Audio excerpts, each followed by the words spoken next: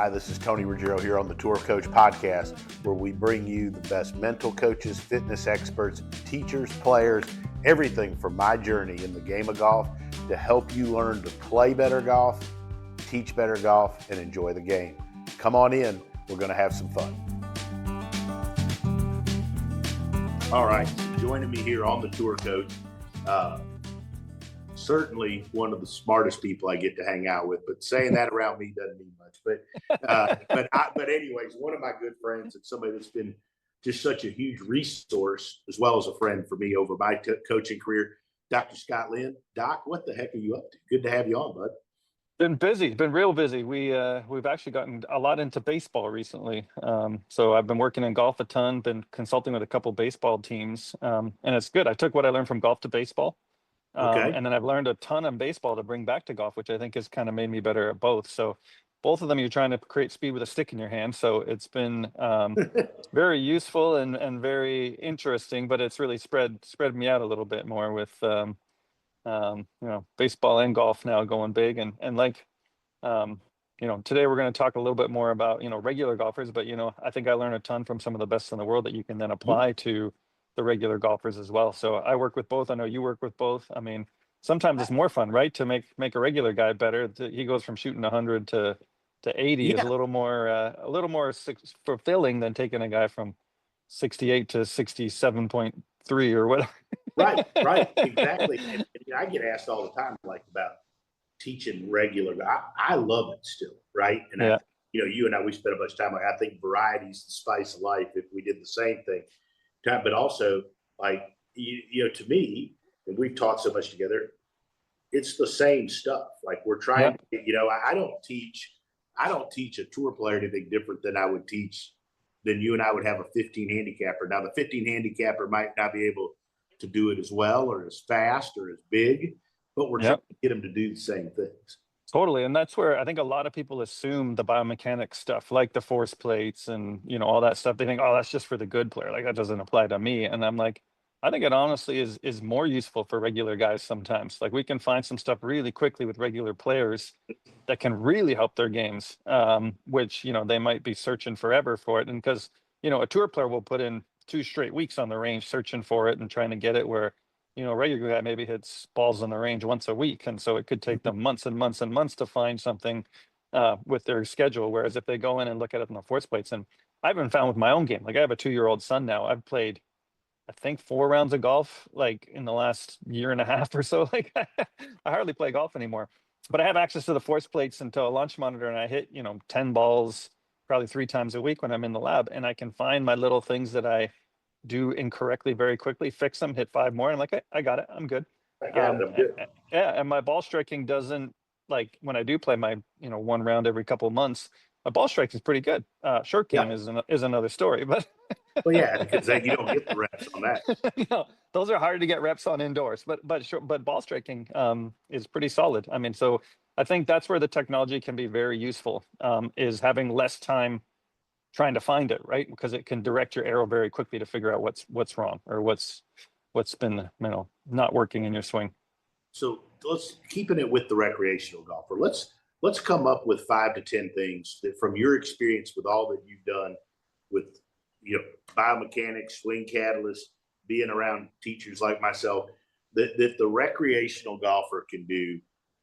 Like you said, there are things that can be done. I always tell folks, like, that are easy, whether they're set up or something small that you can do that will make you hit it better or swing faster without overhauling your golf swing, right? Like, I think there's this misnomer that to get better, you got to go change everything you do. And that's one thing I know from the work with you and Colby. And, like, we've had some great times, the 3 of us in a bay together, where everybody does a little thing, but, like, it's a little thing that really unlocks a lot of improved performance. So what would be the first thing? Where would you go? I say, like, when I have a golfer that's, I first look at on a force plate when I'm working with them is balance at setup. How balanced are they at setup? Because that can get off really quickly. And what I find is generally not so good players hit enough bad shots that they get kind of scared.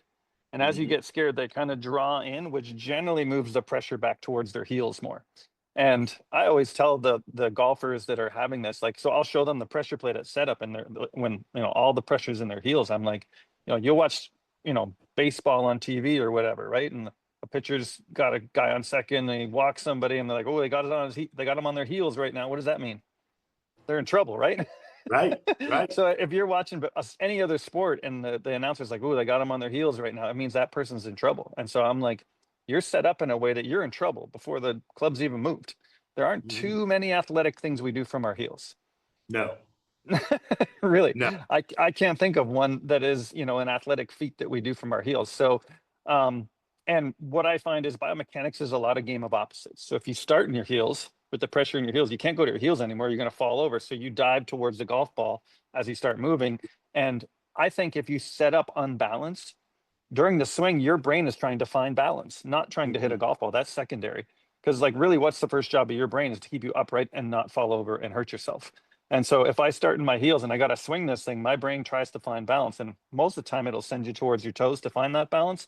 And that's when El Shenko becomes the hosel gets closer to the ball. And people, I would say, probably 9 times out of 10 when somebody comes to me and says, yeah, I shank it quite often. Like I'll have 2 or 3 hosel rockets around, they're starting in their heels. And that's what creates the shank motion. And so I like to use the pressure plates as like a biofeedback tool where they kind of rock toes to heels and figure out how to kind of find that middle ground. And when they do find that middle ground, sometimes they feel like they're tipping way over because their brain is calibrated around being on their heels. But to me, just getting balance at setup is one of the most important things you can do as a, and even for myself as a, I find often I get in my heels a little bit too much too. But it's an easy fix. I see it on the force plate. I'm like, oh, I can fix that. No problem. And then, the next couple strikes are way better than they were before. I love where you started with that because I was kind of curious in my brain what you were going to go. And I was thinking myself, posture and balance, right? Yeah. And because early on, I remember way back in the Bay Point days and the Frederica days, I remember you had sharing some of my juniors where you would rock them all the way on their toes, rock them all the way on their heels, and then let them kind of rock back forth till they found center, and how good that is. And then I always go back, we've talked about this a bunch of times with my old mentor. You say, the body's number one job is to not fall down. And people don't, and like, it sounds funny, but it's what you said. Like if you're out of balance, the whole golf swing, your body's trying to figure out how to balance yourself rather than rotate or whatever and deliver a golf club. 100%. And I think that's where a lot of bad things happen. So getting balanced at setup is like the number one easiest thing you can do because it doesn't take a good athlete to be balanced at setup. Like anyone can do it, right? Like there's no athleticism involved. And I think sometimes, I forget who said it, but it's like do the simple things excellently or do them the best you possibly can, right? A simple thing like getting balanced. Jason Bale always talks about do the simple things extraordinarily well or to that extent. And I agree. I think in fact we had we have this group chat of a bunch of young teachers and one of them threw out like here's this guy, he's a pretty good player, really struggling with hooks, and it's like, and everybody's talking about all these things going in the golf swing, and I'm like, well, his shoulders are aimed way to the right, feet are aimed way to the left, and he's leaned in on his toes. Why don't we start with that before? Right, get them set up better. 100%. And that is, I think I would go there a lot with most not so good golfers. And to me, anything that's not going well in your golf swing, I think one of the best ways to try to fix it yourself, and you don't really need any technology, is to do like what you said, like go all the way to your toes, all the way to your heels. We call that the Goldilocks game, right? You go all the way in one direction and then all the way in the other direction and then try to find the middle. Because I would say, most of the time with most people, the answer is somewhere in the middle. It's not going to be way to one side or the other. And so playing a Goldilocks game, and I do that often with somebody who's unbalanced at setup. I'll say, okay, this one, I want you to go way to your toes. Like you feel like you might just fall over and hit me a couple shots. And then go way to your heels where you feel like you might fall over and hit me a couple shots. And then at the end of those, whatever, let's say 6 shots, if they do 3 each way. I'm like, if you had to play golf in one of those 2 ways right now, which one would you choose? And most of the time they're like, oh, toes for sure, because I hosel rocketed 2 of them off my heels. Right. And so you're like, okay, so if you're going to make a mistake out on the golf course, right? If you get nervous, or which way are you going to go towards? Okay, cool. Well, now we just learned something because, and Jason Bale said a really cool thing I saw online the other day. everybody comes to me, and because I just did a little thing up in Maine this past weekend, and at the start of the lesson with people, I would ask, like, what do you want? Like, why did you come here for this lesson? Like, what do you want for your golf swing? And a lot of people say, I want to be more consistent. We And get Jason that said, a lot. yeah, Jason said there's no such thing as consistency. Like, the best players in the world are not consistent. Like Tiger Woods in 2000, which was some of the best golf that's ever been played, probably, Right. was Right. not consistent. How many times did he get on TV and said, yeah, I had like my B- game today, but I got it around there and shot 65 or whatever. So the best in the world are not consistent. So if you're a, 15 handicap, the chances of you being consistent is absolutely zero. You're never going to be consistent. Human beings are not consistent. But what he says, you have to be adaptable. And Right. adaptable is, if you get on the range that day and you're not feeling good and you're hitting it kind of crappy and you hit the odd hosel rocket, you need to know how to adapt and say, oh, okay, cool. I know what that is. I got to go weight in my toes today, and then I'll slap it around and at least not shank it, and maybe, get a decent score. So I feel like golfers that do enough Goldilocks drills and understand when we go a little this way, that's what happened. When we go a little that way, that's what happened, and can adapt their game on every particular day, or even after a few bad shots, they're going to be the best players. So we started with balance was number one. I think you could put number two is the Goldilocks, where you overdo things. And I think you can do that with anything in the golf swing. You can, like, Anything. Yeah. with swinging two in to out, try to hit big sweeping hooks and start right, try to hit big cuts and start left. I think that's another thing that if you struggle, like, just go try to hit extremes using that Goldilocks principle, then learn to find the middle. I think is another great thing that recreational golfers can do that don't have anything to do with changing their golf swing. I agree. And I tell people the story. I was on the range at Dallas National a couple years ago, I believe. They have forest plates there, so I was doing some work. And one of the top players in the world showed up. I won't say the person's name, but he got on the range and warmed up. And then I went over to watch him hit some drivers, and I was just standing to the side, and he hit 2 snap slices. And I was like, woo. And then he hit 2 snap hooks. And normally when a tour player hits a bad shot, you can tell by their face. But he hit it, watched it fly, and just teed up another one and hit it, watched it fly.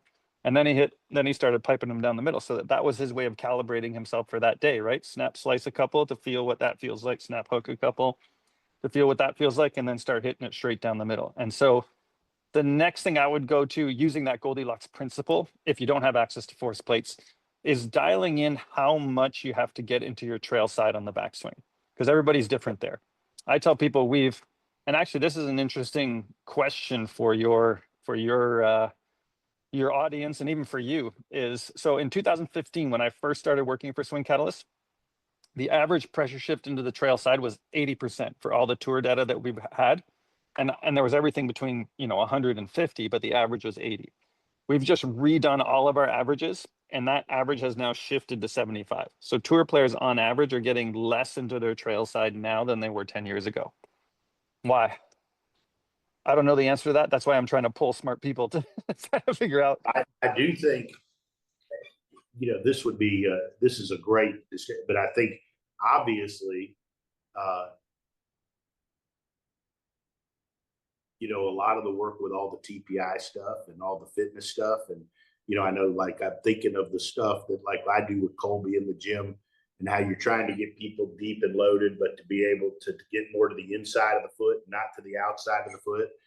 And then and then you have a lot of people like we've taught a lot together, like, preference wise, you like a more centered. I like a little more centered and stuff. So that you would, I guess that would affect all of that factors into it. Yeah. And then I think there's definitely teaching methodologies. I think, like you said, there are better athletes now out on tour than there used to be, I would say. Like, I was talking to my buddy Ben Shear, and he's like, there's nobody that's coming out on tour these days that doesn't have 180 ball speed. It's literally, it's impossible almost to get out there now. So, like, pretty much everybody is a really good athlete. And I find, sometimes getting more into your trail side can add a little more speed for most people, but the tour players now, it becomes more about finding it than creating that more speed. It's funny how we went away from, in the 2020, kind of around 2020, when Bryson won the US Open with all his extra speed, everybody was chasing speed for a while. But I think guys are starting to realize now, if I have 185 ball speed and I get it to 200, now my miss goes way further offline, and it becomes an X versus just the rough or whatever. So so I think it's an interesting question, but anyway, that's not for our regular golfers, that's for for other people. But I think what I find is, everybody's different in terms of the maximum pressure they get into their trail side. And I think, to me, if you do one where you, and I kind of talk about the differences in pivots, like if you think of like Bubba Watson, where his lead knee really collapses in and almost touches his trail knee. He's a guy I think that gets tons of pressure into the trail side. Yeah. And then I would say somebody like maybe Zach Johnson, or somebody who stays a lot more on top of it. And that would be, coming back to Mike Adams' old principles of like a trail side biased player, or he used to call it a, what do you call it? Right and left. I can't think of the front post. Yeah. Front post and rear post. So now we've kind of adapted that principle into being more trail leg or lead leg biased. So if you kind of stay on top of and you stack more on top of it, that'd be more a lead leg biased player. If you kind of let that lead knee collapse in and get more into your trail side, that'd be a trail leg biased player. And, if you don't know what you are, hitting, like, do a Goldilocks game, hit 5 shots, getting way to the right as far as you can to the right, and hit 5 shots staying as far left as you can. And then decide, if I had to play golf on one of those 2 ways, which one would I pick? And then you kind of know, okay, for me, this one's probably a little better. I mean, and what you'll find a lot with the good players that I work with is they have their stock swing, but then they have their gas swing, right? If I'm on a wide open par 5, and if I miss it a little bit, it's okay, I can chip it back to the fairway. And so that, like, your gas swing might be getting more to the right, but your stock swing, maybe you'll kind of staying a little more left, so you can control low point and doing all those good things. So I think playing a Goldilocks game with how much pressure you need to get into your trail side is a really good thing to figure out for you. I know for me, getting a little more into my trail side is better for me to create speed. But if I want to hit a fade, I need to stay more on my lead side. And so playing some of those Goldilocks games allows you to figure out how to be adaptable with your pressure and figure out, what shot is optimal. Because if I get more in my trail side, I hit it. My normal shot's a little baby draw. If I get way into my trail side, I can snap hook it with the best of them. Right. And generally it goes miles. If I stay on my lead side, it goes about a club and a half shorter, but I can hit a fade, a really nice fade from there. So I take a club and a half more and I can fade it if I need to. So to me, understanding that and doing a Goldilocks game to figure out but for other people, it's different. Other people get way right and hit fades, and some people do. So figuring out the maximum pressure into your trail side is, I think, optimal for you. And sometimes it's very small. Like with good players, it's a very small, maybe 76 is optimal for you. But if you get to 78, you start to overdraw it. And if you get to 74 or 73, you'll start to fade it a little more. And sometimes you got to feel on the range that day, because everybody's different, right? You might sleep on your right hip wrong and whatever, right? You're kind of feeling not good that day. So that particular day, you got to stay more on your left side to make it happen. Because if you get too far right, you might start chunking it and hitting bad shots. So playing those Goldilocks games with the maximum amount of pressure that you get into your trail side on the backswing, I think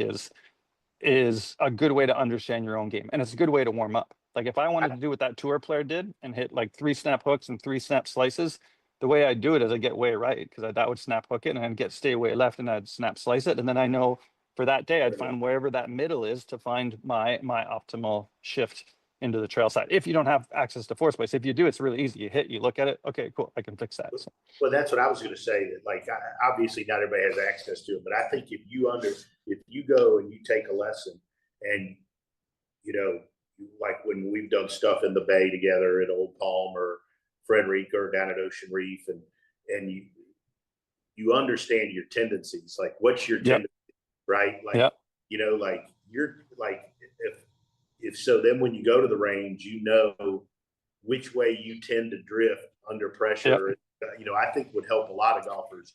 And that's not telling you which way to do it, but hey, I know that my tendency is to not get enough pressure behind it. I'm not swinging good. So like you said, go to the range and exaggerate it where you overdo it a ton. You put more lateral in it than we would want you to do, but 100%. Overdo it, and then you can figure it out. 100%. And I always tell people the driving range or the simulator or wherever you go to work on your game is not for you to hit it perfect. Great. Like people go there and they hit a couple bad shots and they get pissed off in the simulator on the range. I was like, great. Like the reason you go to the range or to the simulator is to learn, not to hit it perfect. And I always tell people, like when I have my like simulator with, my force plates, I'm like, this is not golf. And I'll tell you a funny story. One of our ambassadors went to Korea, I believe. And he said that to somebody hitting in a simulator. He's like, well, this is not golf. So when you go outside, and the guy's like, I never go outside. All my golf's on the simulator.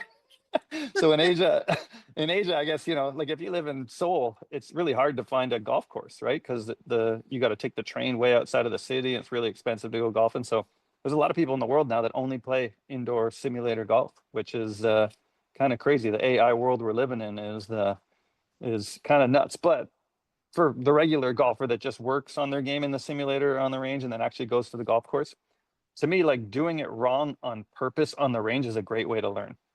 I'm Yeah. telling people now, my son, who's 2 now, can walk and he's running around. He's a crazy man. But when he was just learning how to walk, I remember when he first stood up, he would fall on his butt, right? Because he's crawling, he stands up, he'd fall on his butt, he'd fall on his butt. Then he got moving and he did a few face plants because he, overdid a little bit, went a little too fast. So he learned how to fall on his butt, and then learned how to do a few face plants, and now he's good, right? He found the middle. Yeah. And so that's how you learn. Like, it's not like he fell on his butt a couple times and got pissed off. And he's like, fuck this is not for me. Like, Yeah. right. You fail on purpose on the range because that helps you learn. And I think doing that on purpose, like that tour player did that I saw on the range, hitting snap slices on purpose, hitting snap hooks on purpose. Because I think what makes people quit this game is when the ball keeps doing the same thing over and over again and they have no idea why. Right.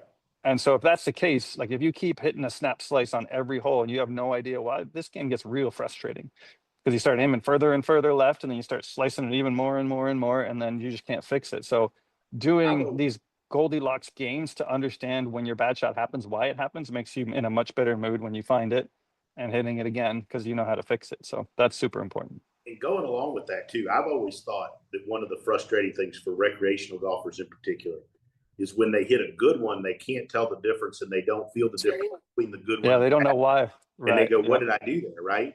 Whereas Right. if you understand your tendencies and you start, like you said, like you start overdoing it both ways, you start figuring out which side produces the better shots. Like you talked about with the fade, right? Like, yeah. I just think that what you said was brilliant a minute ago. Like the range isn't a place to hit it perfect. It's for learning cause and effect.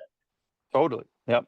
And I think that is the most important thing a golfer can do to be adaptable, to be able to adapt to the shots. Because you see somebody goes to the range with a 5-iron and hits 300 5-irons, and even though they hit them all perfect, when they go to the first tee the next day and it goes a little over here, then they freak out. They're like, oh my God, that wasn't the 500 perfect shots that I just hit on the range yesterday. And they freak out. Well, if they actually did that shot on purpose on the range and then went the other way and hit an on purpose shot the other way, when it goes a little this way on the golf course, you're like, oh, that's cool. I can fix that. I just need to go a little more that way. And it's less of a freak out, right? Because I think if you go to the range and you do this all the time, and then you go to the golf course and it goes over here, you're like, oh my God, what is that? And you just lose your mind. You're like, oh, that lesson didn't work, and I'm gonna go do something else. And yeah, exactly. So yeah, I think that's really important. And then the other thing I think that I've found a lot for creating speed, because everybody, although the top players in the game, give us one last thing for speed. The top players in the game, a lot of them aren't really looking for speed anymore, but all of us regular people, I mean, speed is very helpful, right? If you can hit it further, the game becomes a lot more fun. And I think one thing that I'm finding quite a bit is a lot of amateurs are very static before they take the club away. They stand there and they're super static, not moving, and then they take the club away and they swing. And like, think about any other athletic event. Like, watch a shortstop while the pitch is coming in. You think they're just standing there still? No, their feet are moving. They're like kind of wobbling around a little bit. They're kind of priming the system to be ready to move into action, right? And so somehow getting your, like, I call it kind of revving the engine, right? You need to rev the engine a little bit if you're going to go fast. And so, and what I've found is, because I there's kind of 2 ways to rev the engine. The first way that I learned from actually Kyle Berkshire, right, is like rocking back and forth, kind of that rocking and rolling thing. Remember when he used to pick up his foot and rock back and forth?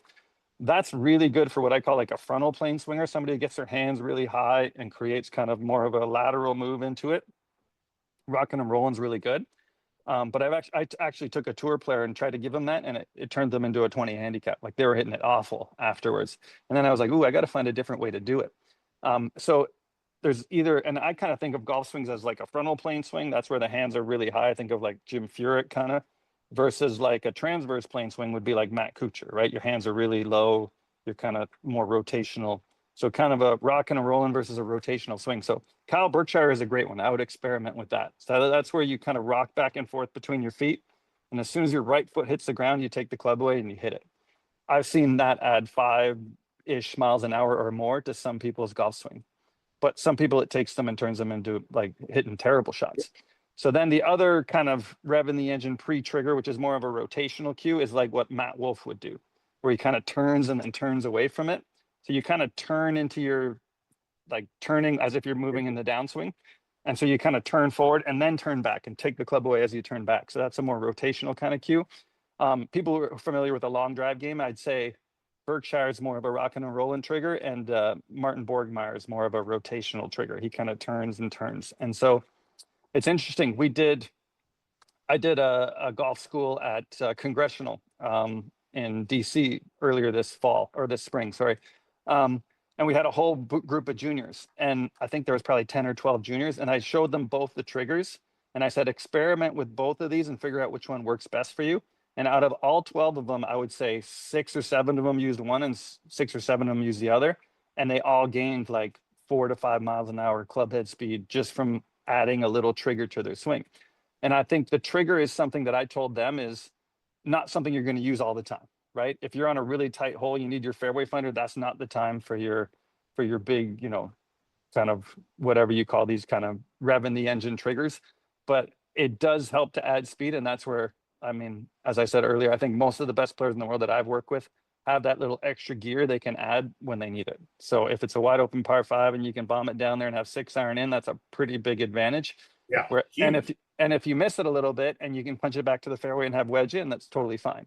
Where you wouldn't bring that up on the hole where there's out of bounds right and water left or whatever, that's when you hit your little peeler fairway finder. But you need to know where that gear is when you need it. So I think working on putting some energy into the system before the club moves away from the ball or revving the engine is something that is really important to adding speed, if that is your goal. Doc, awesome stuff. Thanks so much. This was great. We got to do this again, and appreciate always you sitting in with me, but we got to get you down to do a retreat here again soon. Miss you. Let's do it. Let's wait till it cools down a little bit down there. And then wait, you don't want to do it with 110 degrees? Come on now. I was going to see if you wanted to do August. All right. I'm getting old now. That humidity, it wears on me these days. No, so. we'll do one over the spring. Awesome. Sounds good, Tony. Thank you, buddy. sir. Thanks so much for sitting in. All right.